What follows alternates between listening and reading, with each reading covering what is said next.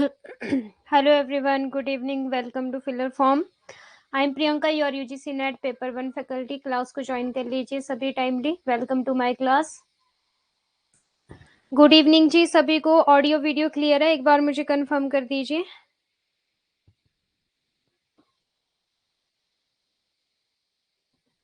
थोड़ा सा ब्राइटनेस कम कर लेती हूँ लैपटॉप का.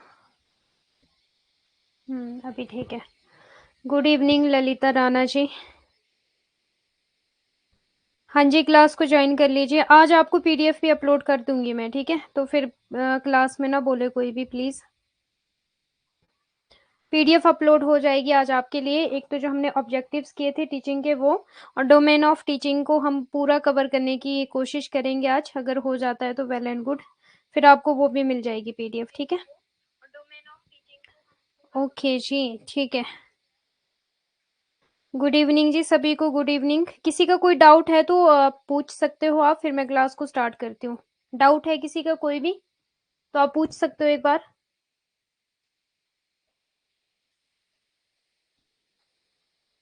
गुड इवनिंग कोमल भट्टी.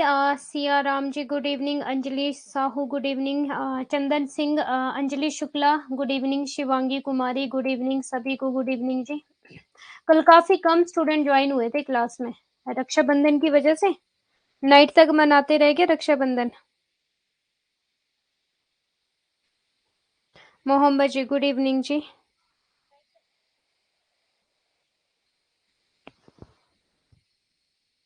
स्पेक्स का जा रहा है ये रिफ्लेक्शन.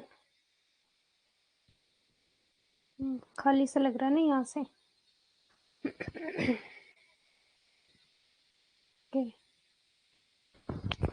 ठीक है, करें फिर क्लास को स्टार्ट.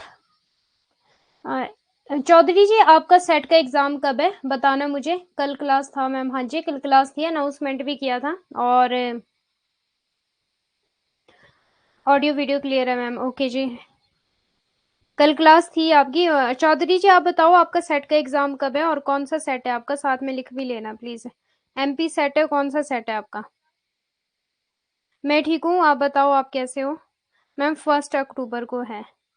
सितंबर. ओके सितंबर. अक्टूबर तक हमारा रिसर्च एप्टीट्यूड, मिड तक ये रखो टीचिंग एप्टीट्यूड कंप्लीट होगा. उसके बाद हमारा रिसर्च एप्टीट्यूड कंप्लीट होगा. तो रिसर्च एप्टीट्यूड स्टार्ट होगा आपका मिड के बाद. तो अक्टूबर में ट्राई करती हूँ मैं कंप्लीट करवाने की आपको 1 अक्टूबर तक तो. बट एक ही इंपॉर्टेंट टॉपिक सारे करवा दूंगी रिसर्च के, ठीक है? सेट वैसे भी इजी होता है. जेके का है. ओके जेके सेट है. ठीक है जी. ओके, ट्राई करूंगी मैं आपको कि आपको सारे रिसर्च के भी इंपॉर्टेंट टॉपिक करवा दूं. बाकी आपने क्या करना है कि आपने पीवाईक्यूज लगा लेने एक बार, ठीक है? सेट का जो आपकी स्टेट है उसके प्रीवियस ईयर क्वेश्चन पेपर लगा लेना. अगर सेट के नहीं लगाने तो नेट के डेफिनेटली लगा लो. नेट के आपको ये बेनिफिट करेगा कि नेट के एग्जाम के लिए भी बेनिफिट हो जाएगा और सेट के एग्जाम के लिए भी बेनिफिट हो जाएगा. नेट के लगाओ आप सारे, प्रीवियस ईयर क्वेश्चन पेपर लगाओ, नेट के लगाओ सारे, ठीक है? सेट के भी रहने दो, नेट के लगाओ सारे, तो हो जाएगा आपका सेट. इजीली हो जाएगा फिर, ठीक है? ओके, करते क्लास को स्टार्ट फिर. यूनिट 1 हमारा चल रहा है जी टीचिंग एप्टीट्यूड, ठीक है? ये है मेरी क्लासेस का टाइमिंग, आप एक बार देख लो. मंडे ट्यूसडे होती है आपकी क्लास यूट्यूब पर जो कि बिल्कुल फ्री है, जिसमें मैं आपको करवाती हूँ पीवाईक्यूज.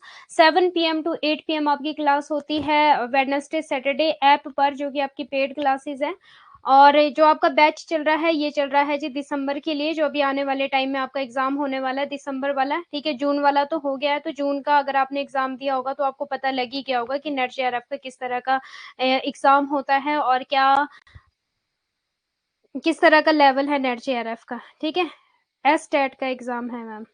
मैम कल का ही मैम, कल का एक बार बता दीजिए ना. अच्छा कल का कंडीशनिंग वाला, उसकी रिकॉर्डेड क्लास देख लेना जया पटेल, ठीक है? रिकॉर्डेड क्लास देख लेना उसकी एक बार. कल वाली रिकॉर्डेड क्लास देख लेना, क्योंकि आज मुझे डोमेन्स ऑफ टीचिंग, तो आपको डोमेन्स ऑफ लर्निंग आप बोलो कवर करवाना है. अभी हमारा देखो ये था आपका टीचिंग एप्टीट्यूड का, ठीक है? सिलेबस जो है आपका यूनिट 1 हमारा चल रहा है अभी, और यूनिट 4 मैं आपको कवर करवा चुकी हूँ. यूनिट 4 था आपका कम्युनिकेशन, जो कि मैंने आपको करवा दिया है, और इसकी पीडीएफ भी आपको अपलोडेड है सारी, ठीक है? अब देखो टीचिंग एप्टीट्यूड में हमारा ये वाला पोर्शन तो हो गया ऑलमोस्ट. ऑब्जेक्टिव हो गया, लेवल्स हो गया, करेक्टरिस्टिक्स हो गया, सारा हो गया. अभी हम कर रहे हैं लर्नर्स करेक्टरिस्टिक. तो अभी हम कौन सा कर रहे हैं? डोमेन ऑफ लर्निंग डोमेन्स कर रहे हैं, ठीक है? हम यहाँ पे पहुंच गए हैं इस वाले पोर्शन में। और ये भी फैक्टर इफेक्टिव टीचिंग, ये teacher learner centre, sport material वगैरह, ये हमने ऑलमोस्ट मीन्स थोड़ा बहुत कवर करवा चुकी हूँ आपको ये मैं। और मेथड वाला भी, teacher centre, learner centred method, ये भी हो गया है आपका। ऑनलाइन ऑफलाइन रहता है, ये मैं करवा लूंगी आप लोगों को, ठीक है। ये आईसीटी के साथ ही करवाएंगे, जब आईसीटी करवाएंगे आपको तो उसमें ऑनलाइन एंड ऑफलाइन वाला भी करवा लेंगे। ट्रेडिशनल मॉडर्न वाला ये भी करवा लेंगे। इवेल्युएशन सिस्टम रहता है आपका, एलिमेंट्स टाइप ऑफ इवेल्युएशन, ये भी इजी है, हो जाएगा ये भी। चॉइस बेस्ड क्रेडिट सिस्टम ये भी हो जाएगा। हायर एजुकेशन का हमारा स्वयं प्रभा, मूक वगैरह वो सारी चीजें आनी है यहाँ पर, वो भी करवा लेंगे, ठीक है। तो आप लोग ये रखो कि आपका सब्जेक्ट जो है टीचिंग एप्टीट्यूड का मिड सितंबर तक तो कंप्लीट हो ही जाएगा। क्लियर है? तो ये है आपका टीचिंग एप्टीट्यूड का सिलेबस। अभी हम करते हैं डोमेन्स ऑफ लर्निंग, आप बोलो, ठीक है। डोमेन्स ऑफ टीचिंग बोलो, लर्निंग बोलो आप लोग। कंडीशनिंग के लिए प्लीज कल क्लास देख लेना, कल वाली रिकॉर्डेड क्लास, ठीक है, जो हमने कल ऑपरेंट और क्लासिकल कंडीशनिंग करवाया है। हाँ, अगर आपको नहीं वहां से समझ आया तो आप पूछ सकते हो। मैम आपकी प्रीवियस क्लास का मेला क्या है, क्लास देखनी थी। मैम आपकी प्रीवियस क्लास का मेला क्या, इन्वायरमेंट कैसे, समझ नहीं आया मुझे। चौधरी जी मुझे समझ नहीं आया क्या बोल रहे हो आप। मेला के इन्वायरमेंट क्लियरली लिखो, समझ नहीं आ रहा मुझे। जो मैंने कल, अगर तो देखो जिन्होंने कल क्लास देखी नहीं है तो मैं दोबारा तो रिपीट नहीं करवाऊंगी कंडीशनिंग, ठीक है। अगर आपने कल क्लास देखी, आपको फिर समझ नहीं आया, फिर आप बोलो। अगर तो क्लास बिना देखे आप बोल रहे हो कि मैम समझा दो, फिर तो देखो उसमें तो पूरा टाइम वेस्ट होएगा अभी फिर हमारा।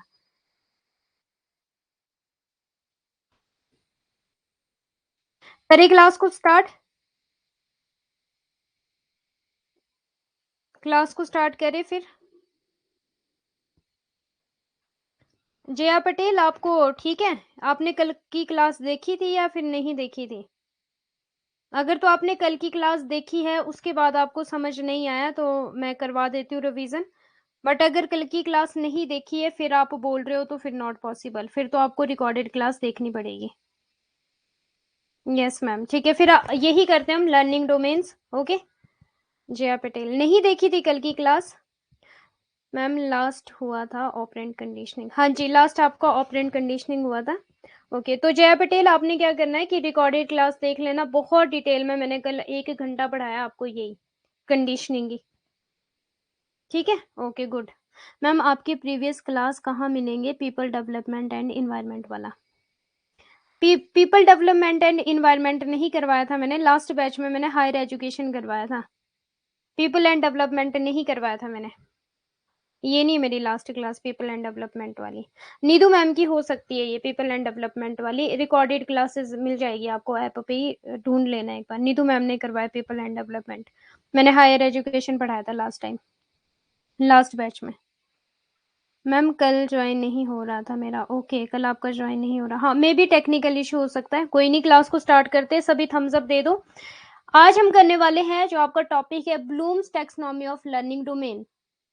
ये है जी आपका न्यू टॉपिक जो हम करने वाले हैं, टैक्सोनॉमी लर्निंग डोमेन। कल मैंने हल्का सा आपको बताया था, ओवरव्यू सा एक तरह से आपको इसका, ठीक है। जो आपका कॉग्निटिव था, कॉग्निटिव था जी आपका माइंड से रिलेटेड जो होता है, ठीक है। माइंड से मीन्स आपकी सोचने समझने की शक्ति, क्लियर है, जहां पे आप लॉजिकल थिंकिंग कर सकते हो, रैशनल थिंकिंग कर सकते हो, आपकी साइकोलॉजी आ गई और आपका सेरिबल आ गया, मीन्स मस्तिष्क आ गया आपका, ठीक है। तो वो था जी आपका कॉग्निटिव में, मीन्स माइंड से रिलेटेड चीजें, जब आप कुछ भी करोगे तो आप सोच समझ के करोगे, एक प्रोसेस होगी, एक इंटेलेक्चुअल होगा जिसको आप करोगे, ठीक है।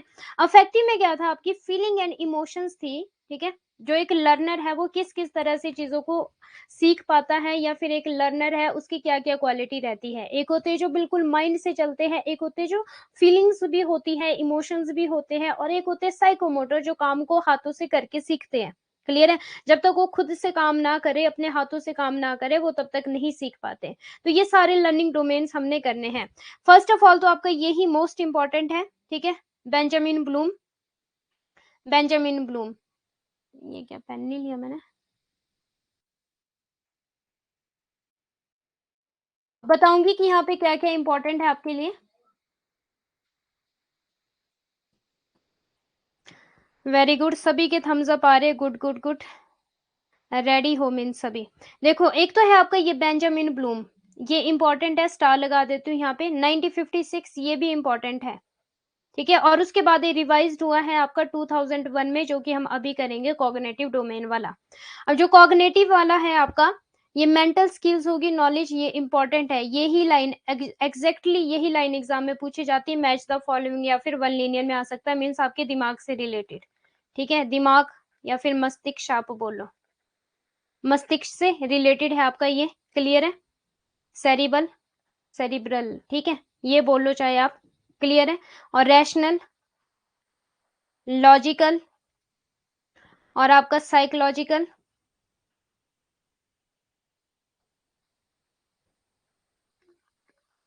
साइकोलॉजिकल,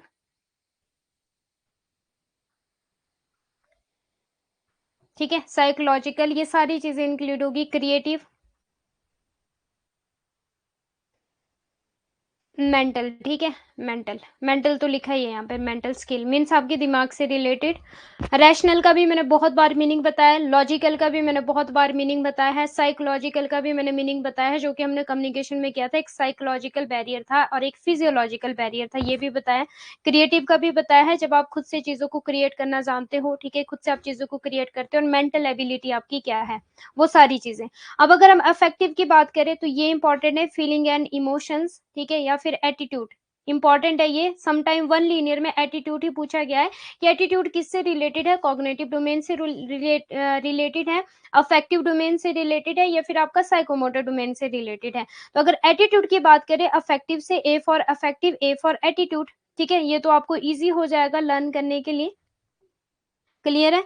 और नॉलेज वाला ये भी बहुत बार एग्जाम में पूछा है कि जो नॉलेज है वो किससे रिलेट करती है, तो कॉग्निटिव से रिलेट करती है आपकी। साइकोमोटर ये वाला बहुत बार पूछा गया है, फिजिकल स्किल्स या फिर मैनुअल और फिजिकल स्किल्स। अगर स्किल्स ओनली सिंगल पूछा जाए तो आपका साइकोमोटर से रिलेट करता है। अब साइकोमोटर का हमने क्या निमोनिक बनाया था कल, मोटर, मोटर जो है वो हाथ से चलानी पड़ती है, क्लियर है, ये हमने निमोनिक बनाया था।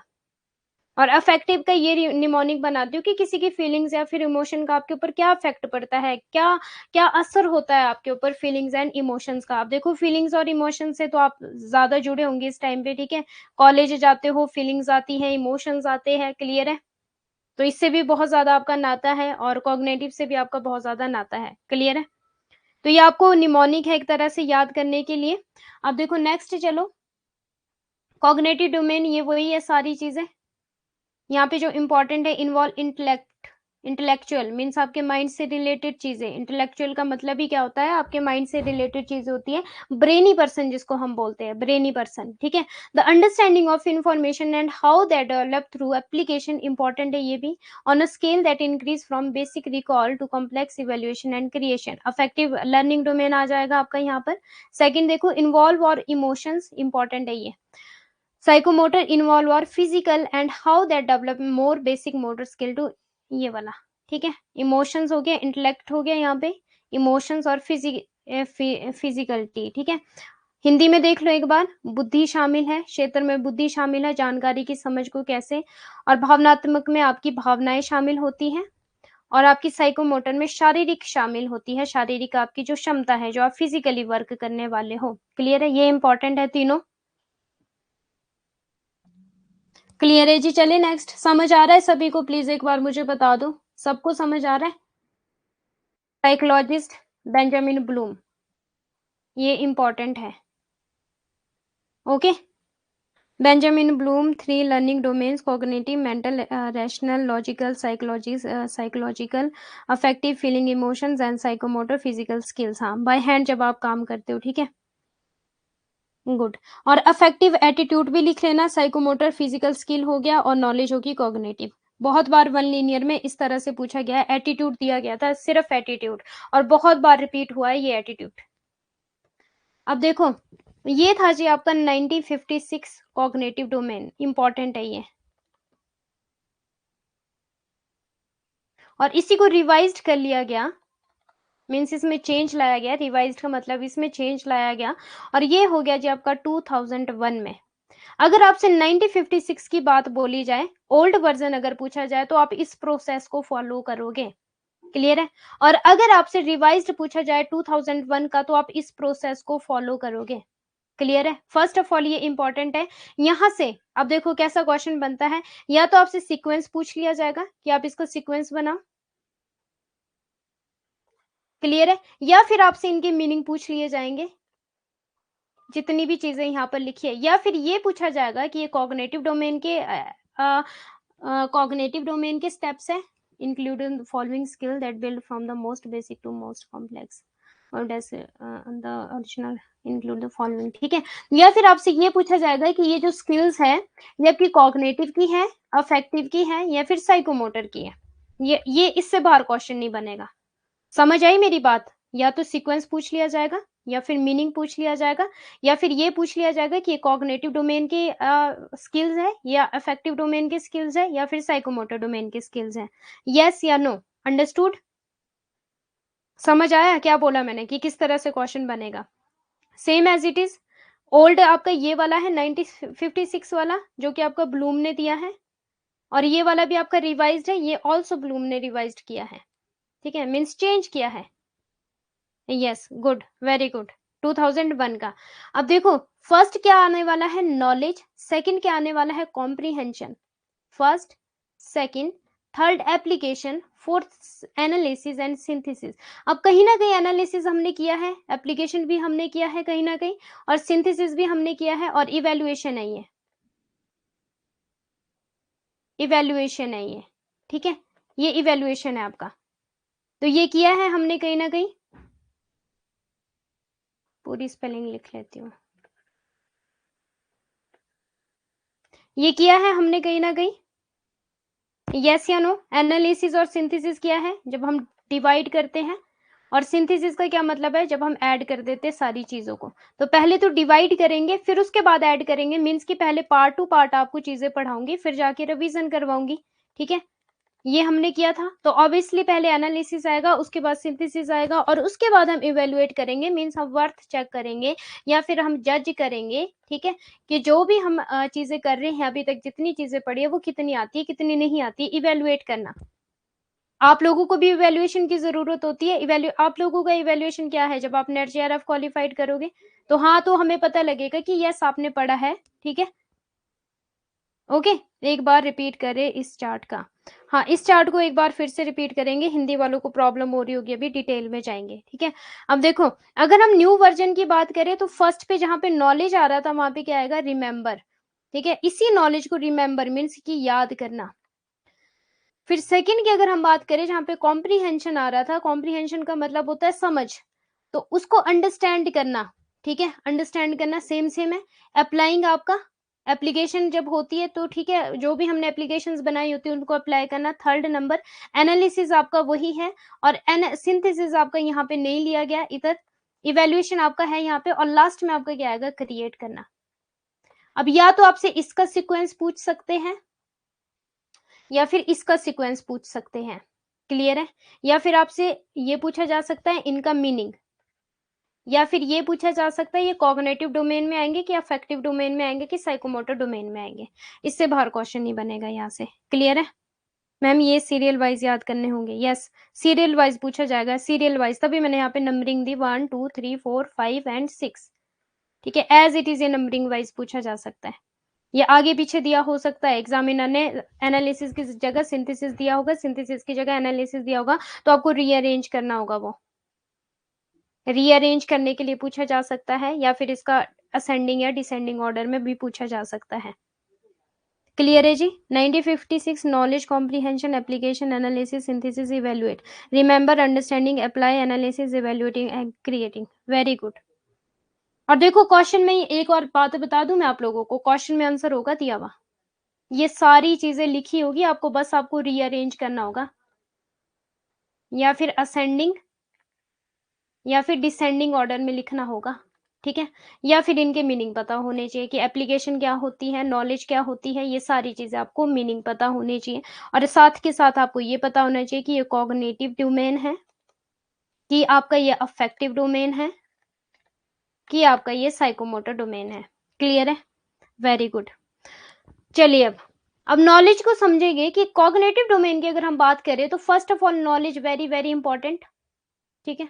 और मैंने बताया था कॉग्निटिव जहाँ पे है, नॉलेज वहाँ पे होगी, रैशनल थिंकिंग वहाँ पे होगी, लॉजिकल थिंकिंग वहाँ पे होगी, क्रिएटिविटी वहाँ पर होगी, ठीक है। और साइकोलॉजिकल वहाँ पे होगा, आपकी मन की स्थिति मीन्स की, ठीक है, साइकोलॉजी आपकी चेक की जाएगी वहां पर। तो वो सारी चीजें इंटेलेक्चुअल, जिसको बोला जाता है इंटेलेक्चुअल, जब इंटेलेक्चुअल शब्द जहाँ पे यूज हो गया तो वो सारी चीजें यूज होगी। इंटेलेक्चुअल का सिनोनिमस ही है एक तरह का आपका ब्रेनी पर्सन या फिर मस्तिष्क। अब देखो नॉलेज की बात, ज्ञान, स्टूडेंट की बात हो रही है यहाँ पे, ठीक है। स्टूडेंट का है ये लर्निंग, लर्निंग डोमेन्स हम कर रहे हैं, लर्निंग डोमेन्स। अब देखो लर्निंग डोमेन्स, ज्ञान, पहले सीखी गई जानकारी को याद करना या पहचानना, याद करना या पहचानना। और अगर हम 2001 की बात करें तो रिमेम्बरिंग, कहीं ना कहीं आपको सेम नहीं लग रहा है? रिमेम्बर करना भी तो एक तरह से याद करना या फिर पहचानना होता है। संज्ञात्मक डोमेन के इस मूलभूत स्तर का प्रतिनिधित्व करने वाली निर्देशात्मक क्रियाओं में लिखना, सूची, लेबल, नाम और राज्य शामिल है।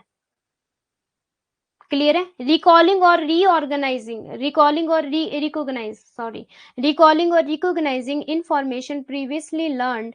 अब ये देखो ये आपका लो लेवल होगा कॉग्निटिव वाला, ठीक है। लो लेवल जैसे कि आपका मेमोरी लेवल था, जैसे कि आपका मेमोरी लेवल था।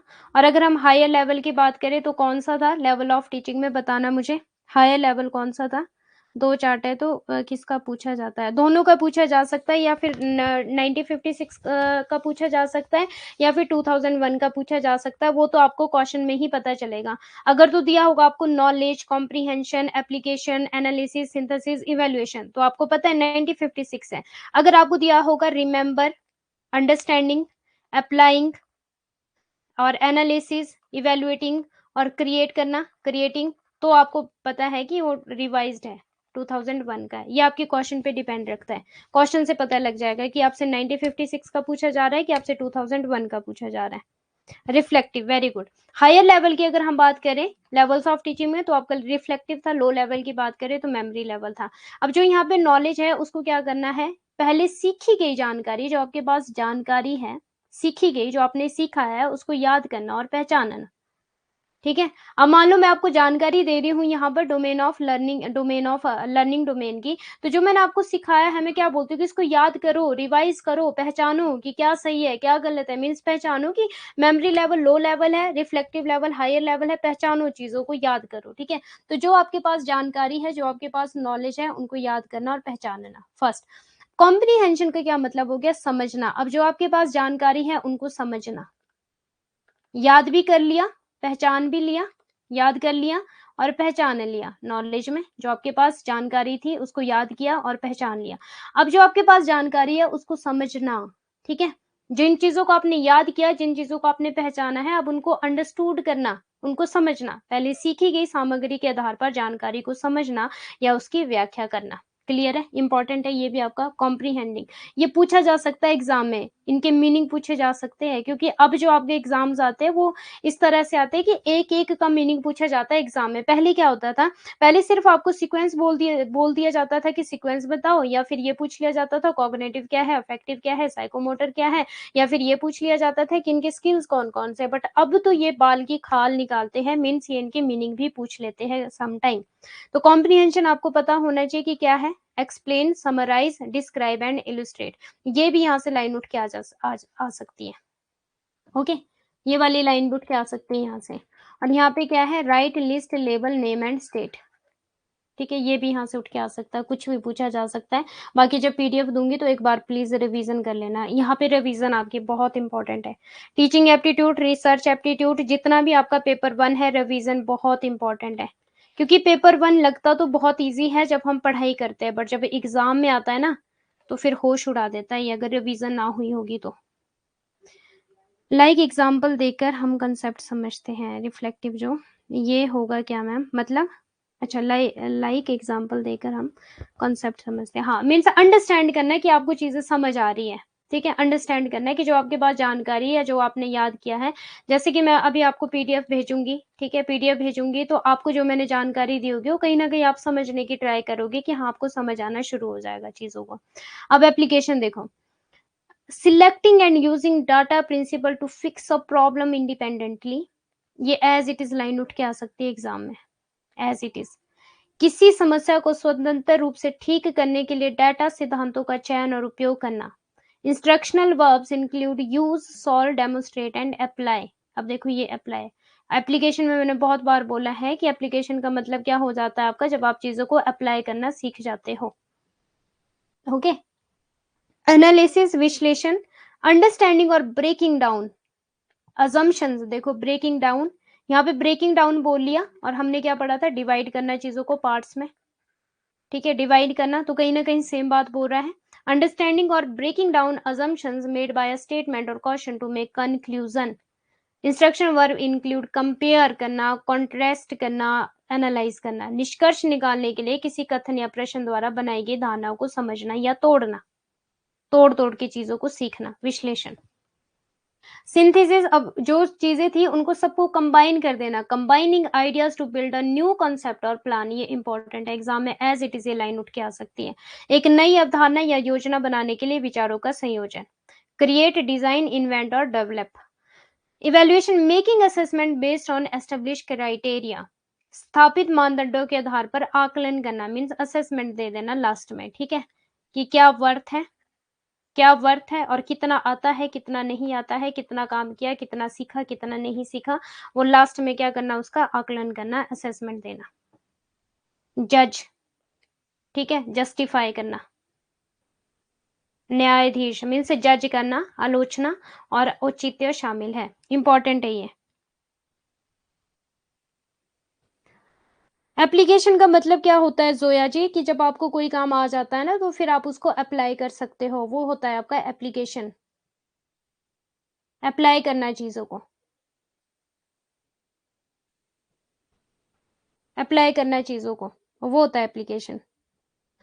अब देखो 2001 में, इंपॉर्टेंट है ये, 2001 में क्या हुआ, यहाँ पर चेंज लाया गया एक तरह से, ठीक है, रिवाइज्ड कर दिया टेक्सोनॉमी को, ब्लूम की taxonomy. One of Bloom's former student and colleagues revised the taxonomy to reflect its use in modern school setting. Most elements remained the same but received new names.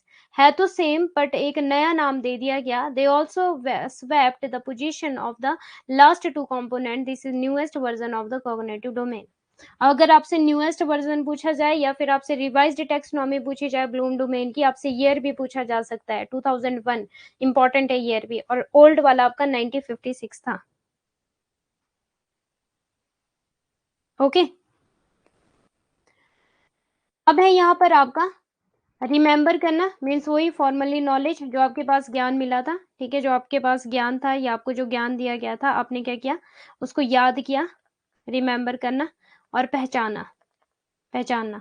Understand वही comprehension वाला, अब आपने जो याद किया है, जो पहचाना है, उसको आप समझ रहे हो, अपने अनुसार आप उसको अंडरस्टूड कर रहे हो, आपको वो समझ आ रहा है, क्लियर है। अप्लाई करना, अब आप उसको डेली लाइफ में अप्लाई कर पा रहे हो, अपनी लाइफ में आप चीजों को अप्लाई कर पा रहे हो और आपको अप्लाई करनी आ गई है चीजें। एनालाइज करना, और आप क्या कर रहे हो कि अब डिवाइड में मीन्स पार्ट टू पार्ट आप एक एक चीज को अंडरस्टूड कर रहे हो, पार्ट टू पार्ट आप डिवाइड कर रहे हो चीजों को, क्योंकि आपको पता है, जब आपको पता है कि आप एक साथ आप सारी चीजों को नहीं सीख पाओगे, आप थोड़ा थोड़ा पार्ट पार्ट करके डिवाइड कर रहे हो। और देन सिंथेसिस नहीं था यहाँ पे, ठीक है, सिंथेसिस नहीं था। फिर उसके बाद डायरेक्ट आपका इवेलुएट करोगे आप, ठीक है, जज करोगे, जस्टिफाई करोगे कि आपको कितना आता है, कितना नहीं आता है, आपने जो सीखा वो सही भी है कि गलत है। और लास्ट में हो जाएगा आपका क्रिएट करना। अब आप दोबारा से क्या करोगे, आप कुछ भी बना सकते हो, कुछ भी आप क्रिएट कर सकते हो, क्योंकि अब आपको सारी चीजें आ गई है। जब आपने अपने आप को जज कर लिया, जस्टिफाइड कर लिया, तो उसके बाद क्या होगा कि आप कुछ भी क्रिएट कर सकते हो अगेन, क्योंकि अब आपको सारी चीजें आ गई हैं। अब आप खुद एक क्रिएटर बन गए हो, खुद आप क्रिएटर बन गए हो, क्रिएटिंग, ठीक है, फॉर्मल सिंथेसिस का लिया गया यहाँ पे। अब सारी चीजों को आप रिवीजन कर सकते हो, सारी चीजों को अब आप जोड़ सकते हो। ओके जी,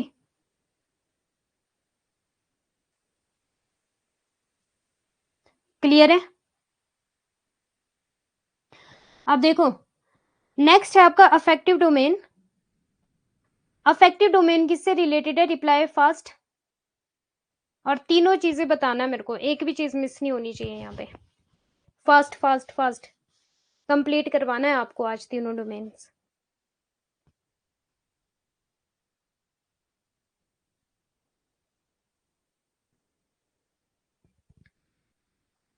एटीट्यूड, इमोशंस और फीलिंग्स, ठीक है, तीनों इंपॉर्टेंट है। एटीट्यूड, इमोशंस और आपकी फीलिंग्स, तीनों चीजें इंपॉर्टेंट है। कहीं से भी यहाँ से क्वेश्चन बन सकता है, कहीं से भी पूछा जा सकता है क्वेश्चन, ठीक है। इमोशनल रिस्पॉन्स हो गया, ये वाला in this domain identify Bloom's colleagues David, ये वाला भी आपका इंपॉर्टेंट है। Krathwohl, students understand and develop their feelings attitude and values, ये भी इंपॉर्टेंट है, वैल्यूज, ठीक है। ये एज इट इज लाइन उठ के आई है एग्जाम में। अब देखो स्टूडेंट को ये तो पता था कि ठीक है फीलिंग्स भी आएगी, एटीट्यूड भी आएगा, बट वो वैल्यूज में कंफ्यूज हो जाते थे कि अब वैल्यूज आएगी कि नहीं आएगी, बट वैल्यूज भी आएगी। स्टार लगा रही हूँ मैं यहाँ पे, ये तीनों लाइन, तीनों चीजें इंपॉर्टेंट है। एज इट इज ये लाइन उठ के आ सकती है एग्जाम में, as it is. Like the cognitive domain, the 5 areas of emotional response from simple to complex include. अच्छा मुझे ये बताओ कि अभी जो हमने 2001 वाला और 1956 वाला किया है, ठीक है, 5 जो एरियाज आए थे वहां पर 5 से 6 एरिया निमोनिक बनाया किसी ने उसका? Knowledge, understand, comprehension, apply, analysis, synthesis, evaluation, कैसे क्या बनाया था हमने last time? K C, knowledge, comprehension, A application, analysis, synthesis and evaluation, कैसी, ठीक है, कैसी, ये बना दो 1956 का निमोनिक। और सेकंड क्या था आपका 2001 वाला, क्या था आपका? रिमेंबर, अंडरस्टैंड, अप्लाइंग, इवेल्युएटिंग और क्रिएटिंग, ये था ना आपका, इसका भी बना लो निमोनिक, ठीक है, कैसी, हाँ कैसी। ओके अब देखो यहाँ पे प्रभावशाली डोमेन या फिर आपका ये भावनात्मक डोमेन क्या बताता है? सीखने का भावनात्मक क्षेत्र उन कौशलों का प्रतिनिधित्व करता है जो उचित भावनात्मक प्रतिक्रियाओं को बढ़ावा देते हैं। ब्लूम के सहयोगी कलीग्स मीन्स डेविड क्रैथवॉल द्वारा पहचाने गए। अब किसने पहचान की है इसकी? ब्लूम का सहयोगी कौन था? ये इंपॉर्टेंट है, ये पूछा जा सकता है, वैसे आज तक कभी पूछा नहीं गया ये डेविड वाला, ठीक है। डेविड क्रैथवोल, ये पूछा नहीं गया वैसे, बट ये पूछा जा सकता है क्योंकि अब बहुत डीप में क्वेश्चन आते हैं। द्वारा पहचाने गए इस डोमेन में, और क्वेश्चन से पता लग जाएगा आपको, ठीक है। क्वेश्चन में ही आंसर छिपा होता है। अगर आपको क्वेश्चन अच्छे से पढ़ना आ जाता है और आपकी कंसेप्ट क्लियर है तो क्वेश्चन में ही आंसर छिपा होता है। ओके, द्वारा पहचाने गए इस डोमेन में छात्र अपनी भावनाओं, दृष्टिकोण और मूल्यों को समझते हैं और विकसित करते हैं। इंपॉर्टेंट है ये, वेरी वेरी इंपॉर्टेंट। भावना, दृष्टिकोण और मूल्यों को समझते हैं और विकसित करते हैं। संज्ञात्मक डोमेन की तरह सरल से जटिल तक भावनात्मक प्रतिक्रिया के 5 क्षेत्रों में शामिल है। इंपॉर्टेंट है ये। रुएक, वेरी गुड, रुएक, नो वेरी गुड, ठीक है। कैसी एंड 2001 का आपका रुएक हो गया, वेरी गुड।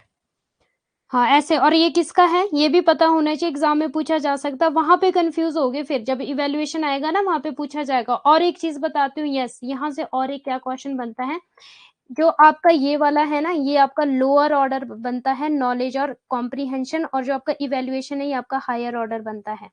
और यहाँ पर जो आपका लोअर ऑर्डर बनेगा वो आपका रिमेंबर बनेगा, और जो आपका हायर ऑर्डर बनेगा वो आपका क्रिएट बनेगा, ठीक है। और यहाँ से एक और क्वेश्चन बनता है, प्लीज अभी जो यहाँ से क्वेश्चन पूछा जा रहा है ध्यान देना मेरी बातों पे। जो आपका अफेक्टिव डोमेन है ना, ये है आर का स्क्वायर वॉक, ठीक है, आर का स्क्वायर वॉक है ये, आर का स्क्वायर वॉक है। और ये है आपका कैसी, सी ए एस, सॉरी के सी ए एस सी। अब आपसे ये पूछा जाएगा कि अफेक्टिव डोमेन का हायर ऑर्डर बताओ, कॉग्निटिव डोमेन का हायर ऑर्डर बताओ, और साइकोमोटर डोमेन का हायर ऑर्डर बताओ। अफेक्टिव डोमेन का हायर ऑर्डर हो जाएगा कैरेक्टराइजेशन, जो अभी हम पढ़ेंगे। कॉग्निटिव डोमेन का हायर ऑर्डर आ जाएगा इवेल्युएशन, और साइकोमोटर का हायर ऑर्डर हो जाएगा नेचुरलाइजेशन, जो हम अभी करेंगे हम, ठीक है, अभी करेंगे हम इनको। ये मैं बता रही हूँ कि अभी इस तरह से क्वेश्चन पूछे जाते हैं। ओके, कॉग्निटिव डोमेन का मुझे लोअर ऑर्डर बताना कौन सा है? बहुत पढ़ना पड़ेगा रे बाबा। नहीं नहीं, इजी है। देखो हमें ना तब तक वो चीज टफ लगती है जब तक हमें आती नहीं है। जब आपको कोई चीज आ जाती है तो फिर आपको वो चीज इजी लगती है। तब तक टफ है जब तक आप पढ़ाई नहीं करोगे, जब तक आप मेहनत नहीं करोगे, जब तक आपको कुछ नहीं आता। जब आपको आ जाएगा तो आपको यही चीजें बहुत इजी लगेगी। Knowledge, very good. और हायर ऑर्डर कौन सा है कॉग्निटिव डोमेन का? हायर ऑर्डर कौन सा है? हाँ, नॉलेज 1956 वाला है और रिमेंबर 2001 वाला। वो क्वेश्चन से आपको छांटना पड़ेगा, इसलिए मैं बोल रही हूँ कि ये याद रखना। कैसी याद रखना? रूएक याद रखना, आर स्क्वायर वॉक याद रखना, ठीक है। रनिंग, रनिंग, ठीक है।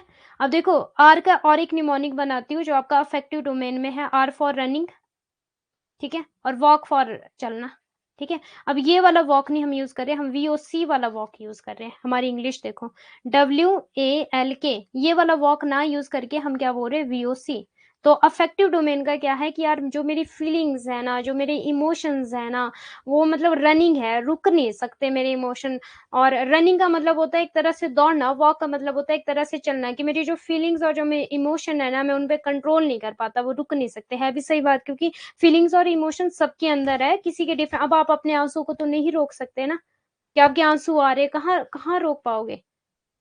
नहीं पॉसिबल होता। इतनी बड़ी कोई घटना हो जाए, आप जितना मर्जी कंट्रोल कर लो, वो आंसू अपने आप टपकते हैं आंखों से, ठीक है। तो इसका निमोनिक ये बनाओगे कि जो यार मेरी फीलिंग्स है, जो मेरी इमोशंस है ना, वो रनिंग है, वॉक करते हैं, वो रुक नहीं पाते वो, ठीक है। तो आर स्क्वायर वॉक हो जाएगा। अब देखो, evaluation, very good all of you, very good. हाँ, इस तरह से क्वेश्चन बन रहे हैं। Affective domain, cognitive domain, psychomotor domain के हायर ऑर्डर और लो ऑर्डर भी पूछे जाते हैं आपसे।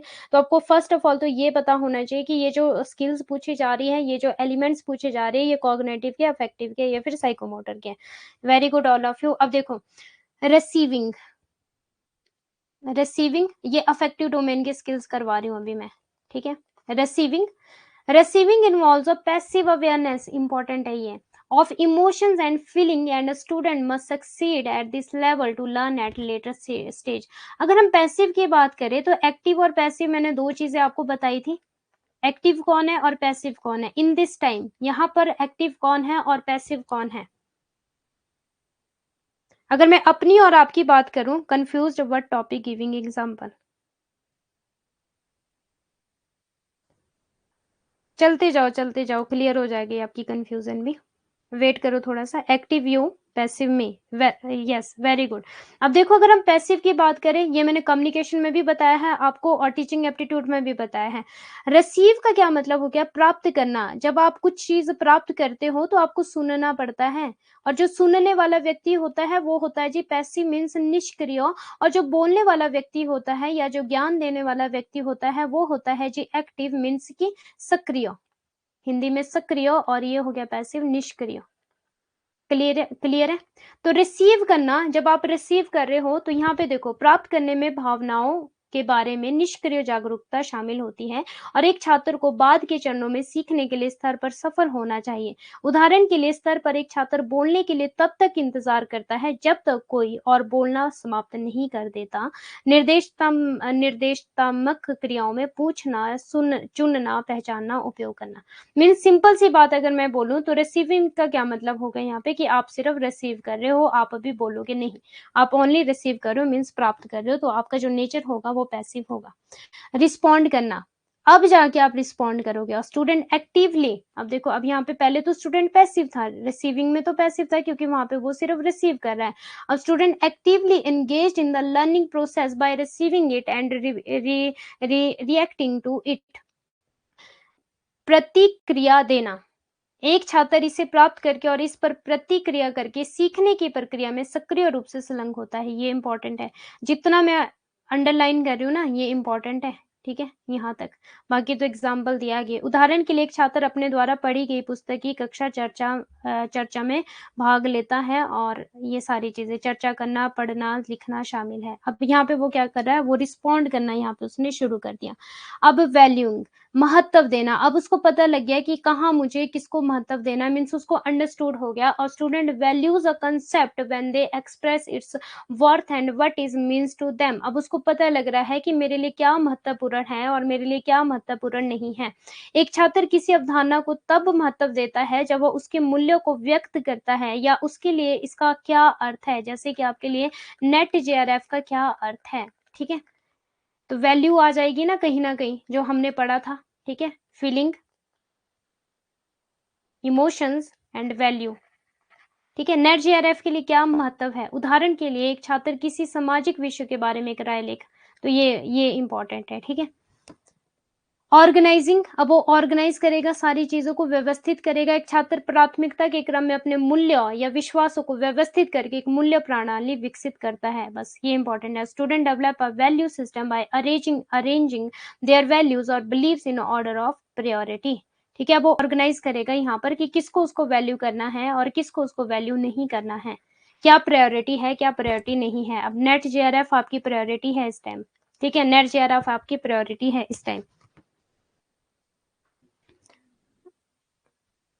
जब हम रिप्लाई दे रहे हैं, रिस्पॉन्डिंग, हाँ, जब आप रिप्लाई दे रहे हो मीन्स आप कर रहे हो अब चीजों को, तो वो रिस्पॉन्डिंग हो जाएगा। करेक्टराइजेशन, अब आपके करेक्टर में वो चीजें आ गई। ठीक है। अब आपका जो करेक्टर है, करेक्टर में वो चीजें आ गई हैं। अब a student act according to the values they have developed and internalise. अब देखो, जो भी उसके पास वैल्यूज थी, पहले उसने रिसीव किया, उसके बाद उसने रिस्पॉन्ड किया, उसके बाद उसने वैल्यू, उसके मीन्स वो वैल्यू को समझ पाया, फिर उसने ऑर्गेनाइज किया कि किसको उसको प्रायोरिटी देनी है, किसको प्रायोरिटी नहीं देनी है। अब उसका जो करेक्टर है, उसका करेक्टर चेंज हो गया। अब यहाँ पर एक छात्र उन मूल्यों के अनुसार कार्य करता है जिन्हें उन्होंने व्यक्तिगत दर्शन के रूप में विकसित और आत्मसात किया है। इंपॉर्टेंट है ये सारी लाइनें, यहाँ से एज इट इज ये लाइन उठ के आ सकती है। उदाहरण के लिए एक छात्र स्वीकार करता है कि नकल करना अनैतिक है। अब उसका जो करेक्टर था, अब उसको समझ आ गई है उसका करेक्टर की भाई जो नकल करना है वो अनैतिक है, वो नैतिक नहीं है, मीन्स एथिकली वो गुड नहीं है। हम बोलते ना कि यार इसका करेक्टर बहुत अच्छा है और इसका करेक्टर अच्छा नहीं है। अब देखो, रनिंग क्या बनाया हमने, निमोनिक, रनिंग वॉक। ठीक है। रिसीविंग एंड रिस्पॉन्डिंग आर का स्क्वायर, और वैल्यूइंग, ऑर्गेनाइजिंग एंड करेक्टराइजिंग। ठीक है। अब मुझे ये बताओ कि यहाँ पर लोअर लेवल कौन सा है, छोटा लेवल मीन्स कौन सा है, और हायर लेवल कौन सा है।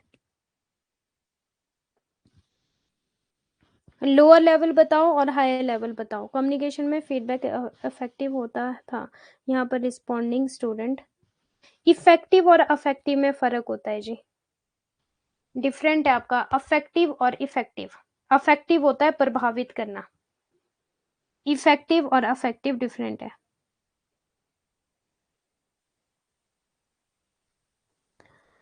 रिसीविंग, वर्क हायर, हाँ, receiving work higher, very good. Receive and characterised, हाँ। और जो इन्होंने रिप्लाई किया ना वीओसी, मेघा ने, वेरी गुड। सम टाइम आपसे ना ये भी पूछा जाता है वीओसी दिया गया होगा, ठीक है, और रिसीविंग रिस्पॉन्डिंग मीन्स 3-3 के जोड़े भी पूछे जा सकते हैं। ठीक है। एक एग्जाम में इस तरह से क्वेश्चन बने थे कि कॉग्निटिव के 3-3 जोड़े पूछे गए थे, अफेक्टिव और डोमेन के अफेक्टिव और साइकोमोटर के भी 3-3 जोड़े पूछे गए थे। इंपॉर्टेंट है। ठीक है, इंपॉर्टेंट है। ये है आपका रिसीविंग या फिर रिस्पॉन्डिंग आप बोलो लो लेवल है, और जो आपका वर्क बोलो या हाई लेवल है। अगर इसमें से भी अगर आपको चूज करना होगा, वीओसी दिया है ओनली, तो आपका करेक्टर आपका क्या हो जाएगा। ठीक है। अभी मैं पूछती हूँ वीओसी में लो लेवल बताओ और हाई लेवल बताओ, या फिर ऑर्डर, लो ऑर्डर और हाई ऑर्डर बताओ। वीओसी में ओनली, वीओसी में ओनली, ओनली वीओसी में। मैम इसका फुल फॉर्म, किसका फुल फॉर्म, वर्क का full form, valuing, organising and आपका करेक्टराइजिंग। हाई हो जाएगा सी। और लो लेवल बताओ, लो ऑर्डर बताओ या फिर वैल्यूइंग, वेरी गुड। हाँ समझ गए, मतलब समझ गए आप लोग। ठीक है। चलिए नेक्स्ट, साइकोमोटर डोमेन। अब साइकोमोटर डोमेन में क्या याद रखोगे आप, बाय हैंड जब आप काम करते हो। ठीक है। और डेली वर्क, एक और इसमें ना एक और दिया था वर्कशॉप, वन लीनियर में पूछा गया था, वर्कशॉप दिया था, नॉलेज दिया था, नॉलेज दिया था, वर्कशॉप दिया था, एटीट्यूड दिया था, एटीट्यूड दिया था, और भी रख लो ए बी सी। और ये पूछा गया था कि ये क्या है, ये साइकोमोटर है या फिर ये अफेक्टिव है या फिर ये आपका ठीक है। साइकोमोटर का मैं पूछती हूँ, यहाँ पे साइकोमोटर कौन सा हो जाएगा, जो मैंने एग्जाम्पल दिए हैं, साइकोमोटर कौन सा हो जाएगा यहाँ पर, नॉलेज, वर्कशॉप की attitude. A B C option है आपके पास। साइकोमोटर डोमेन में क्या इंक्लूड हो जाएगा, या फिर साइकोमोटर डोमेन का अगर मैं बोलूं कि यहाँ पे कौन सा एग्जाम्पल है, नॉलेज, वर्कशॉप या फिर attitude. Workshop, very good. Workshop का क्या मतलब होता है? जहाँ पे हम हाथ से काम करते हैं, जैसे गाड़ियों की वर्कशॉप होती है, और आपके जितने ये फोन है, लैपटॉप है, इनकी वर्कशॉप होती है। Affective domain, receiving, receiving, responding, valuing, organisation and characterisation, very good. Workshop, हाँ जी, समझ रहे हो मीन्स आप। और अभी देखो सारे रिप्लाई कर रहे हो, और जब मैं क्वेश्चंस करवाती हूँ उस टाइम पता नहीं क्या हो जाता है, उस टाइम फिर पता नहीं क्या हो जाता है आप लोगों को। ठीक है, Bloom identify the psychomotor skills domain and educator like Elizabeth Simpson, ठीक है, expanded them into a simple to complex order in 1970, ये भी इंपॉर्टेंट है। ठीक है, एलिजिबेथ। और जो हमारा पीछे वो था डेविड कैरोथल वाला, ठीक है, वो भी इंपॉर्टेंट था। ब्लूम ने साइकोमोटर कौशल क्षेत्र की पहचान की, और एलिजाबेथ सिम्पसन जैसे शिक्षकों ने 1970 के दशक में उन्हें सरल से जटिल क्रम में विस्तारित किया। ये भी इंपॉर्टेंट है, ये वाली लाइन। साइकोमोटर डोमेन शारीरिक कौशल, ये देख लो, फिजिकल, फिजिकल स्किल्स, जैसे हाथ आंख समन्वय के विकास, हाथ और आंख, जैसे कार चलाना, ठीक है, जैसे कि कार चलाना। मोटर कौशल के उपयोग पर केंद्रित है। साइकोमोटर कौशल लोगों को दैनिक जीवन और कार्यस्थल पर शारीरिक कार्य करने में मदद करता है। इस डोमेन के क्षेत्रों में शामिल है। 1970, ये वाला तो चलो क्या ही पूछा जाएगा, ये नहीं पूछा जाएगा, ये मुझे नहीं लगता कि ये पूछा जाएगा। बट नेम एलिजाबेथ सिम्पसन या फिर आपसे डेविड वाला, ये पूछे जा सकते हैं, डेविड कोरेथल वाला। बाकी कॉग्निटिव तो वो तो पूरा ही ब्लूम है, ठीक है, वो तो पूरा ही ब्लूम है, उसका नहीं कोई पंगा। ये रख लेना यार जो बता रही हूँ, ओके। अब देखो, परसेप्शन, धारणा, छात्र अपनी मोटर गतिविधियों को निर्देशित करने के लिए संवेदी संकेतों का उपयोग करता है, उसकी क्या परसेप्शंस है, ठीक है, sensory cues to guide their motor activities. Set, फिर वो यहाँ पे सेट करता है चीजों को, छात्र चुनौतियों पर कार्रवाई करने और उन्हें हल करने के लिए तैयार महसूस करते हैं। गाइडेंस, रिस्पॉन्स, फिर वो रिस्पॉन्स गाइड भी लेता है कहीं ना कहीं से, जैसे मान लो वीडियो देख ली किसी ना किसी की कि कैसे काम करना है, क्या करना है, ठीक है। Student began learning complex skill often through trial and error और following instruction. For example, a student learn how to build a simple circuit by watching an instructional video. यहाँ पे वो किसी न किसी की गाइड लेता है कि हाँ, जैसे कि यहाँ पे दिया है, उदाहरण के लिए एक छात्र एक निर्देशात्मक वीडियो देखकर एक सरल सर्किट बनाना सीखता है, ठीक है। गाइड, तो गाइड का तो पता ही है आपको, गाइडेड रिस्पॉन्स, वीडियो वगैरह देख के या फिर किसी से गाइड लेके। मैकेनिज्म, यहाँ पे हो गया जी तंत्र, ठीक है। अब जो मशीन होती है उसके पुर्जों को चलाना, तो वो भी यहाँ पर क्या करता है, स्टूडेंट सीखता है। मैकेनिज्म का मतलब क्या हो गया, जैसे फॉर एग्जांपल आपके पास पियानो है या फिर कैसियो है, ठीक है, जो उसमें कीज होती है ना, उनको चलाना सीखना, मीन्स की मशीन के पुर्जों को सीखना, अच्छी तरह से मशीन के पुर्जों को सीखना, उनको चलाना सीखना। सारा इंपॉर्टेंट है, क्या बातें चल रही है आप लोगों की। साइकोमोटर इन 1970, ओके। इस टाइम बगल से देखकर क्या बोल रहा हूँ मैम, साइकोमोटर के कितने एलिमेंट्स हैं, बताती हूँ एलिमेंट्स, बताती हूँ एलिमेंट्स इसके। अडेप्शन, फिर क्या करता है यहाँ पे, वो अडेप्ट कर लेता है चीजों को कि हाँ उसको वो चीजें करनी आ गई है, मीन्स उसको चलाना आ गया है, वो यहाँ पे मॉडिफाई कर सकता है चीजों को, ठीक है। अब उसको अडेप्ट मीन्स अनुकूलन, उसको चलाना आ गया है। अब जैसे मान लो कैसे उसको पूरी तरह से चलाना आ गया है। फिर ओरिजिनेशन, उत्पत्ति, छात्र सीखते हैं कि मूल कौशल हासिल करते समय सीखे गए सिद्धांतों का उपयोग करके एक नया कौशल कैसे विकसित करना। अब वो यहाँ पे नई न्यू चीजों को भी बना सकता है, ठीक है, दूसरों को भी सिखा सकता है। ये है यहाँ पे अदर साइकोमोटर डोमेन, यहाँ से क्वेश्चन पूछे गए अभी तक। इमिटेशन, मैनिपुलेशन, ये एज इट इज, इसका भी सिक्वेंस याद करना है। और जो मैंने अफेक्टिव डोमेन करवाया है वो भी सिक्वेंस में भी पूछा जा सकता है। अफेक्टिव डोमेन के जो आपका आर्कस स्क्वायर वॉक है, ये सीक्वेंस में भी पूछा जा सकता है। और कॉग्निटिव डोमेन जो है आपका, ठीक है, कॉग्निटिव डोमेन जो आपका कैसी वाला और आपका रुएक वाला, वो भी आपसे सीक्वेंस में भी पूछा जा सकता है, हाई ऑर्डर और लो ऑर्डर में। यहाँ पे भी आपसे हाई ऑर्डर और लो ऑर्डर पूछा जा सकता है। जैसे आपका इमिटेशन आपका लो ऑर्डर है, लो ऑर्डर है, और जो इसी में ही आएगा इमिटेशन है, मैनिपुलेशन है, प्रिसीजन है, आर्टिकुलेशन है, नेचुरलाइजेशन है। देखो आर्टिकुलेशन का मीनिंग पूछा गया था एग्जाम में, 2020 और 21 में। मैनिपुलेशन का भी पूछा गया है एग्जाम में, नेचुरलाइजेशन का भी पूछा गया, प्रिसीजन का भी पूछा गया, इसके तो सारे मीनिंग पूछे गए। इमिटेशन का भी पूछा गया है, मैनिपुलेशन का भी पूछा गया है, किसी न किसी शिफ्ट में। 82 शिफ्ट होती है आपकी पेपर 1 की, तो यहाँ पे इसके सबके मीनिंग पूछे गए हैं। और जो आपका कॉग्निटिव डोमेन है वहां से एप्लीकेशन का मीनिंग पूछा गया है, और आपका कॉम्प्रीहेंशन का मीनिंग भी पूछा गया है एग्जाम में, एनालिसिस, सिंथेसिस, इवैल्यूएशन, इसका मीनिंग भी एग्जाम में पूछा गया है। और जो आपका अफेक्टिव डोमेन है यहाँ से आपका सीक्वेंस ही पूछा गया है या फिर करेक्टराइजेशन का मीनिंग पूछा गया है। मैम नॉलेज वर्कशॉप एटीट्यूड क्या था? अच्छा मैम, नॉलेज वर्कशॉप एटीट्यूड क्या था? ये था एग्जाम्पल। साइकोमोटर का अगर एग्जाम्पल पूछा जाए तो वर्कशॉप हो जाएगा, कॉग्निटिव डोमेन का अगर एग्जाम्पल पूछा जाए नॉलेज हो जाएगा, और अगर आपका अफेक्टिव डोमेन का एग्जाम्पल पूछा जाए तो वो एटीट्यूड हो जाएगा। ओके पांडे प्रिया जी। ये एग्जाम्पल्स थे।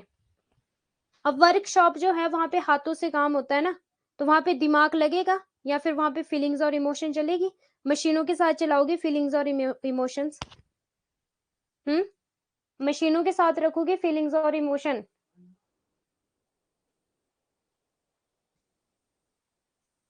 ये एग्जाम्पल है। अब जो नॉलेज है, नॉलेज का एग्जाम्पल आपके माइंड से दिया गया कॉग्निटिव डोमेन में, इंटेलेक्चुअल जिसको बोला जाता है, मस्तिष्क, इसलिए एग्जाम्पल पूछे जाते हैं एग्जाम में। तो जो मैंने वर्कशॉप वाला क्वेश्चन पूछा, ये प्रीवियस ईयर क्वेश्चन पेपर में पूछा गया था एक बार, और यही एग्जाम्पल दिया गया था, एटीट्यूड, नॉलेज, वर्कशॉप, और साथ में पूछा गया था कि साइकोमोटर डोमेन का एग्जाम्पल, या फिर कुछ इस तरह का वो क्वेश्चन था, बट मुझे आंसर याद है कि हाँ उसका आंसर आना था वर्कशॉप। सेट के एग्जाम में भी पूछा गया और नेट के एग्जाम में भी पूछा गया। सेट के एग्जाम में थोड़ा इजी पूछ लेते हैं और नेट के एग्जाम में थोड़ा सा आपसे हायर ऑर्डर पूछा जाता है। क्लियर है? इसलिए बोलती हूँ कि अगर आपने नेट के क्वेश्चन पेपर सारे सॉल्व कर लिए 2018 से लेकर 2023 तक, तो डेफिनेटली करने ही है, क्योंकि उससे पहले एग्जाम जो करवाता था वो करवाता था यूजीसी, और अभी जो एग्जाम करवाता है वो करवाता है नेशनल टेस्टिंग एजेंसी, एनटीए वाले। ठीक है मैम, एजुकेशन इज बाइपोलर और ट्राइपोलर। यस, एजुकेशन आपकी ट्राइपोलर भी है और ट्राइपोलर है। ठीक है, ट्राइपोलर एजुकेशन आपकी, जहाँ पे टीचर स्टूडेंट और इन्वायरमेंट भी आ जाता है, टीचर स्टूडेंट और एक और चीज है curriculum, teacher student and environment और टीचर स्टूडेंट एंड करिकुलम, करेंगे ये भी। अब देखो इमिटेशन का क्या मतलब हुआ यहाँ पर, नकल करना। गाड़ी से समझाती हूँ सबसे बेटर। ठीक है, मान लो आपने सीखनी है कार चलानी, किसी दूसरे के व्यवहार का अवलोकन करना और उसका अनुकरण करना। आपने कार चलानी सीखनी है और मुझे आती है कार चलानी। ठीक है, अब क्या करोगे कि जैसे जैसे मैं कार चला रही हूँ ना, वैसे वैसे आप मेरी नकल करोगे पहले तो, कि कहाँ मेरा क्लच है, कहाँ ब्रेक है, कैसे मैंने स्टेयरिंग घुमाया, वो सारी चीजें आप नकल करोगे, उसको बोलते हैं imitation. Example, कॉपिंग a work of art. ठीक है, कॉपी करना, नकल करना। मैनिपुलेशन का क्या मतलब होगा कि जब आप खुद से उस काम को करना स्टार्ट करोगे, ठीक है, आपने अपने हाथ पांव हिलाने स्टार्ट करूंगी, being able to perform certain actions by following instructions and practising. But यहाँ पे आपको इंस्ट्रक्शंस की जरूरत पड़ेगी और प्रैक्टिस की भी जरूरत पड़ेगी। मैनिपुलेशन, निर्देशों का पालन करना, मीन्स कि जैसे मानो आपने कार चलानी सीखनी थी, पहले आपने मुझे नकल किया, अब आप खुद कार चलाना सीख रहे हो, तो जो जो भी मैंने आपको इंस्ट्रक्शंस दी होगी उसका आप पालन करोगे, अभ्यास करोगे उसका। ठीक है, निर्देशों का पालन करके और अभ्यास करके कुछ कार्य करने में सक्षम होना। उदाहरण, पाठ लेने या उसके बारे में, ये रहने दो, मैंने कार का एग्जांपल दिया है। ठीक है, अब जो मैंने कार चलाने के लिए आपको इंस्ट्रक्शन दी है कि भाई ये क्लच है, ये ब्रेक है और ये एक्सीलेटर है, नहीं, क्लच, ब्रेक और क्या होता है, जल्दी से बताओ, क्लच, ब्रेक, तीन होते हैं ना, एबीसी, क्लच हो गया, ब्रेक हो गया, हाँ ठीक तो बोल रही हूँ, एक्सीलेटर, क्लच, ब्रेक और एक्सीलेटर, रेस। ठीक है, क्लच, ब्रेक और एक्सीलेटर। ठीक है, तो मैंने आपको बताया कि हाँ इन तीनों को कॉम्बिनेशन होना चाहिए, कि जब आप क्लच से दबाओगे तो आप फिर ही आप गियर चेंज कर सकते हो, ब्रेक से आपकी गाड़ी रुकेगी, और जो आपका सी है, रेस वाला है, एक्सीलेटर वाला, जब आप उसको दोगे तो आपकी गाड़ी दौड़ेगी आगे। ठीक है, हाँ ठीक है, कविता मलिक पूछ लेना आप, ये करवा लूं मैं पहले। इमिटेशन हो गया, मैनिपुलेशन हो गया। प्रिसीजन का क्या मतलब हो गया कि आप क्लियरली एज इट इज, जो मैंने आपको सिखाया है, आपने एज इट इज एग्जैक्टली उसको क्या किया, आपने उसको एक्सेप्ट कर लिया। क्लियरली आपको समझ आ गया, प्रिसीजन का मतलब ये होता है कि clearly the quality of being clear और एग्जैक्ट, एग्जैक्टली आपको समझ आ गया, just right. Refining, becoming more exact, few errors and apparent, example working and reworking something so it will be just right। आपको exactly समझ आ गया कि क्लच का क्या काम होने वाला है, ब्रेक का क्या काम होने वाला है और एक्सीलेटर का क्या काम होने वाला है, आपको exactly समझ आ गई चीजें। अब आर्टिकुलेशन का क्या मतलब हो गया यहाँ पर, फ्लुएंट। अब आपको ना वो बार बार जब आपने बार बार प्रैक्टिस किया कार, ठीक है, अब आपको क्या हो गया कि अब आप फ्लुएंट हो गए, जैसे हम बोलते हैं ना फ्लुएंट हो गया है, ये इंग्लिश बोलने में फ्लुएंट हो गया है, मीन्स कंसिस्टेंसी से जब आप कर रहे हो तो अब आपको चीजें इजीली आ गई है। अब coordinating a series of action, achieving harmony and internal consistency, example producing a video that involve music drama। इसको रहने दो, ठीक है। अब आपको exactly fluent हो गया अब आप उस चीज को करने में, ठीक है। वेल मतलब आपको आ गया वो अच्छी तरह से। अब नेचुरलाइजेशन क्या हो गया कि अब आपको किसी की जरूरत नहीं है, किसी की भी जरूरत नहीं, अब आपको आदत हो गई है उसकी। हम बोलते हैं ना कि इसके तो नेचर में ये है। अब आप बिना देखे, बिना क्लच को देखे, बिना ब्रेक को देखे, बिना एक्सीलेटर को देखे, अब आपकी वो आदत बन गई कार चलानी। अब जहां मर्जी लेकर जाओ आपको। ट्राइपोलर का मतलब होता है जहां पे 3 चीजें इंक्लूड होती है, और बाइपोलर का मतलब होता है जहां पे 2 चीजें इंक्लूड होती हैं। बट जो आपकी एजुकेशन है वो मेनली आपकी ट्राइपोलर है, ठीक है, मेनली ट्राइपोलर है। अब एजुकेशन, किसी ने तो बोला है कि एजुकेशन में जो है वो टीचर स्टूडेंट इन्वायरमेंट आएगा, और किसी ने ये बोला है कि एजुकेशन में टीचर स्टूडेंट एंड आपका करिकुलम आएगा। वो फिर क्वेश्चन पे डिपेंड रखता है कि किस तरह से क्वेश्चन पूछा जाएगा आपके साथ। क्लियर है? क्लियर है जी सभी को? ड्राई नहीं है, ट्राई है, TR मैम, ट्राई, अच्छा ट्राइपोलर। नेचुरलाइजेशन, एक्सपर्ट हो गया आप, हाँ जी, वेरी गुड मोहम्मद जी, अब आप एक्सपर्ट हो गए हो, अब आपका स्वभाव में वो चीज आ गई है। ये एज इट इज आपसे पूछी जा सकती है लाइनें, प्लीज इंपॉर्टेंट है, इसके मीनिंग बहुत बार पूछे गए हैं, चाहे वो आपका नेचुरलाइजेशन है, चाहे फिर आपका आर्टिकुलेशन है, चाहे प्रिसीजन है, चाहे फिर आपका इमिटेशन है, चाहे फिर आपका मैनिपुलेशन है। अब पूछो किसका डाउट था? Cognitive given by, cognitive development है वो। कॉग्निटिव डोमेन की अगर हम बात करें, जहाँ पे डोमेन हो गया ना लर्निंग डोमेन, लर्निंग डोमेन जहाँ पे हो गया ब्लूम्स आ जाएगा वहां पे, ठीक है। और कॉग्निटिव डेवलपमेंट की अगर हम बात करें तो जीन प्याजे आ जाएगा।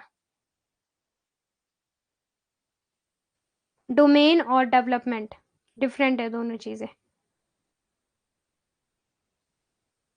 ओके जी, क्लियर है सभी को? अब क्या करूंगी कि आज आपको पीडीएफ मिल जाएगी, अभी जस्ट क्लास के बाद ही मैं पीडीएफ अपलोड करना स्टार्ट कर दूंगी, ठीक है। इनको सबको रिवीजन करना है। अब मुझे ये बताओ कि इसका निमोनिक क्या बनाओगे आप? इमिटेशन का कहाँ गया?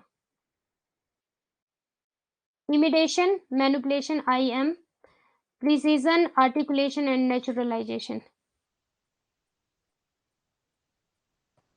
अब यहाँ पे मुझे ये बताओ कि इमिटेशन हो गया, मैनिपुलेशन हो गया, प्रिसीजन हो गया, आर्टिकुलेशन हो गया, नेचुरलाइजेशन हो गया।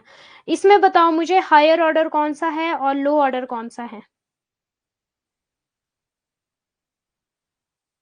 दिमाग का कोकटेल तो बनेगा, रिवीजन करना पड़ेगा, ये रिवीजन करके ही होगा ये चीजें, ये थ्योरीज है बेटा, यहाँ पे रिवीजन करनी पड़ेगी।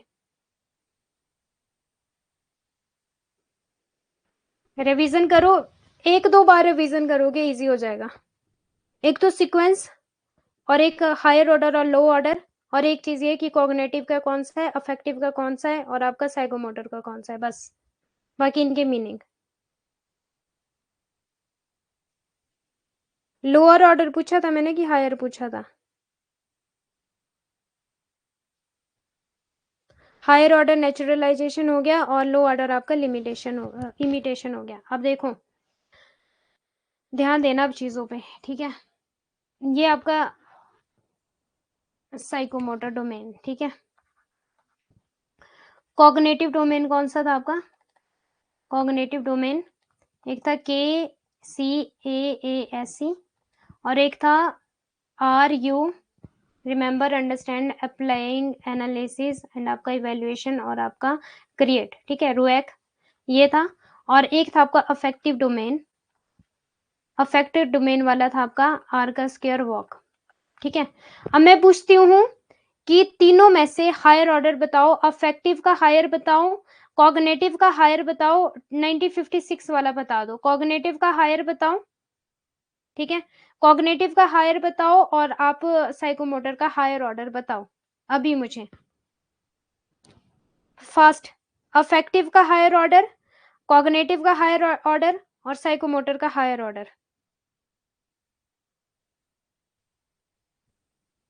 ऐसे नहीं, एक साथ बताओ, ऐसे नहीं चलेगा, मुझे नहीं पता आप किसका बता रहे हो। अफेक्टिव, पहले अफेक्टिव का लिखोगे हायर ऑर्डर, फिर आप इसका लिखोगे। 8 बज गए, जल्दी। दिमाग में इधर से जैकेट उधर से निकाल रहा है, पता है एग्जाम में क्या होगा। यार बहुत इजी है, बहुत इजी है। जब तक चीजों को सीखोगे नहीं, करोगे नहीं, तब तक टफ लगेगा और कल को यही चीजें सबसे इजी लगनी है। अफेक्टिव का यार एटीट्यूड, मेगा क्या कर रहे हो आप? मैंने एग्जांपल दिया आपको, रूवैक, आर का स्क्वायर वॉक। क्या कर रहे हो आप? एटीट्यूड तो है ही नहीं कहीं यहाँ पे। मैं मीनिंग नहीं पूछ रही हूँ। हाँ अभी आया है, क्या लिखा है? अफेक्टिव का करेक्टरिस्टिक, साइकोमोटर का ऑर्गेनाइजेशन। क्या क्या मतलब, क्या कर रहे हो ये? हायर ऑर्डर पूछा है। अफेक्टिव का आएगा, देखो एग्जाम में पूछा है क्वेश्चन, अफेक्टिव का अगर हायर ऑर्डर की बात करें रिसीविंग, कॉग्निटिव के हायर ऑर्डर की बात करें 56 वाले इवेल्युएशन, और साइकोमोटर के हायर ऑर्डर की बात करें नेचुरलाइजेशन। ये वाला पूछ रही थी मैं इस तरह से। और यहीं अगर लो ऑर्डर की बात, सॉरी लो ऑर्डर है ये, ठीक है, ये सारा लो ऑर्डर है। एक मिनट, रिसीविंग आपका लो ऑर्डर है, वेट वेट, यहाँ पे आना था आपका करेक्टराइजेशन हायर ऑर्डर। अफेक्टिव में करेक्टराइजेशन आएगा हायर ऑर्डर में, कॉग्निटिव में इवेल्युएशन आएगा हायर ऑर्डर में, और आपका साइकोमोटर में नेचुरलाइजेशन आएगा हायर ऑर्डर में। ठीक है, ठीक है। और अगर हम यहाँ पे बात करें, टाइम हो गया यार, 8-2 हो गए हैं। अगर हम यहाँ पे बात करें लो ऑर्डर की, तीनों का, एक है हाई ऑर्डर, एक है लो ऑर्डर। ये है आपका अफेक्टिव डोमेन और ये है आपका अफेक्टिव कॉग्निटिव डोमेन और ये आपका साइकोमोटर डोमेन। ठीक है, अफेक्टिव में कौन सा है? R R R V O C. Cognitive में कौन सा है? के सी ए एस ई। और आपका रूएक वाला R U A S E C. ठीक है, और आपका साइकोमोटर में कौन सा? I M P, articulation and naturalisation. ये आपके तीन ऑर्डर। अगर मैं लो ऑर्डर की बात करूं, affective, cognitive and psychomotor, low order, low order की अगर मैं बात करूं, वेट बैटरी लो होगी, लो ऑर्डर की अगर मैं बात करूं, ठीक है, रिसीविंग और आपका नॉलेज और आपका इमिटेशन। एग्जाम में पूछा गया है, ये इसलिए करवा रही हूँ। ठीक है, अगर मैं हायर ऑर्डर की बात करूं, इन्हीं की, करेक्टराइजेशन,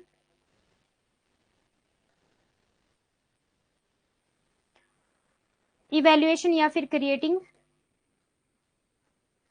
1956 वाला पूछा जाएगा इवेल्युएशन, 2001 वाला पूछा जाएगा create.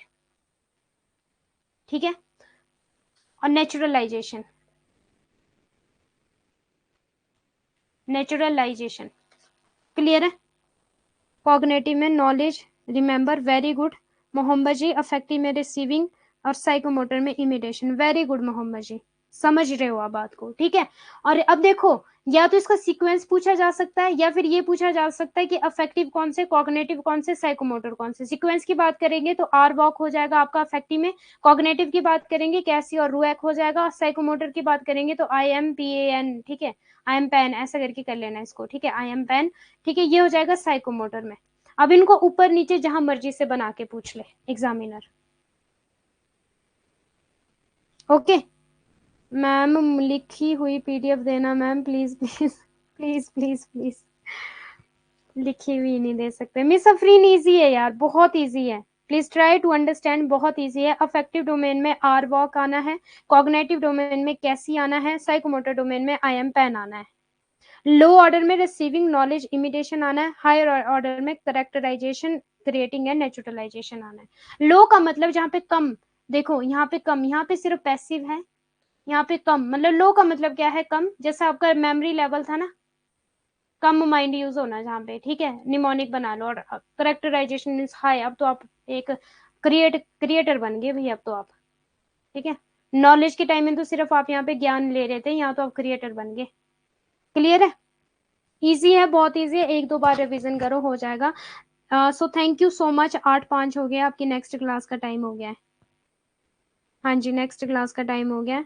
God bless you all. अभी पीडीएफ आपको सेंड करती हूँ, और प्लीज रिवीजन करो एक बार, ठीक है, रिवीजन करो, बहुत इजी कंसेप्ट है ये, बहुत ज्यादा इजी।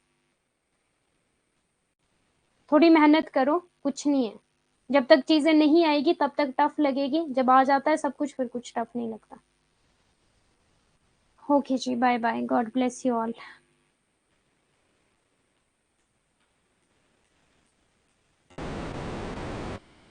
क्या है अब, ठीक है, बाय बाय।